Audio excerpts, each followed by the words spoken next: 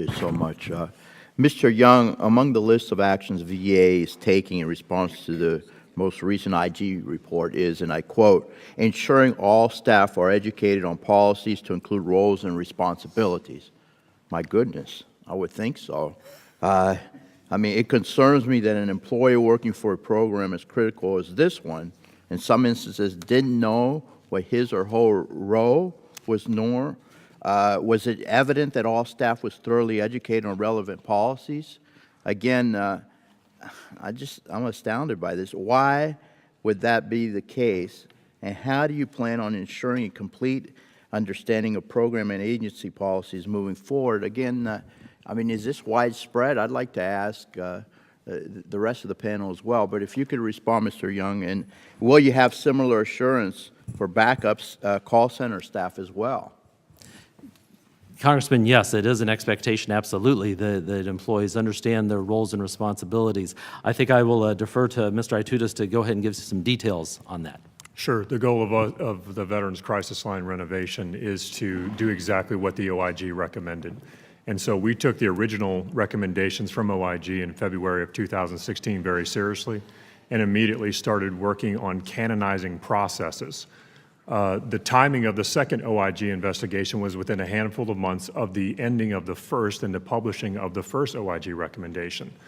Taking an organization where there are few to no SOPs, any standing operating procedures, no formal curriculum for responder training, no formal curriculum for SSA training to make sure that our SSA staff that coordinate emergency dispatches and attempts, there was very little to nothing in regards to documentation. That takes time to do that. And the beginning of another investigation on the heels of beginning to address those things that need to be in place, while it's important to document those, we feel very confident at this point where we have documented the procedures and canonized the processes for the responders that are taking these tough calls, 2,000 a day, and making sure that our SSAs are fully trained. We've certified that training. We've canonized the processes for both of those critical functions inside the VCL. Ms. Bryant, what do you think about that? IAVA wants to see the VCL brought to a level to where, as I stated during my testimony, that all feedback is positive. We think that it is encouraging to hear that the VCL has taken steps in recent months to address some of the issues, but we still believe it doesn't go far enough. We still believe that a stronger clinical program is needed.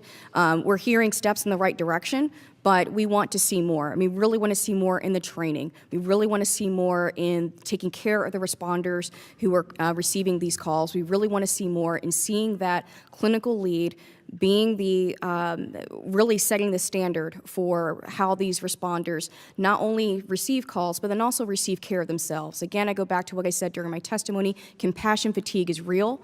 We understand that a strong clinical program requires a 1 to 10 ratio of responders to clients. We want to see these types of standards applied as the VCL goes forward with its reorganization. Thank you. Mr. Young, in the IG report, it was noted that when calls were placed in a queue at a backup call center, the line was not answered until a representative was available.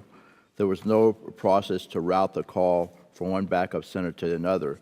Is there a process now in place? We currently are answering 99.84% of the calls ourselves. So it is the rare instance of a call that's going to a backup call center. Yesterday, we answered 2,406 calls, and 7 went to a backup call center. So it is the rare circumstance now where we are even using the backup call center. But is there a process in place now? I will defer to Matt on that. There is a process, and historically what the VCL has done, they're a part of the National Suicide Prevention Lifeline Network, which consists of 160 other call centers across the country. So NSPL is managed by a contractor, the Mental Health Associates of New York City. We are in current negotiations to redefine what that backup looks like now that we have actually created near 100% success for VCL to be able to handle that volume. Historically, what has happened prior to where we are today with the access that we have inside VCL, we had 4 of those 160 centers in the National Suicide Prevention Lifeline as part of our contract where they would take our calls. Unfortunately, the volume that we were rolling over, when you roll over 3,000 to 4,000 phone calls per week, that's problematic to other call centers that have their own core mission of providing services for their communities and for their states. And so we believe that the right thing to do was to be able to actually demonstrate to NSPL and SAMHSA and MHA NYC that we're going to take care of our own and make sure that we enter into a new generation in regards to rollovers and what that means in regards to catastrophic support. Well, thank you, Mr. Chairman. I yield back. I have some questions, but I'll submit them for the record. Thank you, Yield gentleman, back. for yielding. Mr. Collins.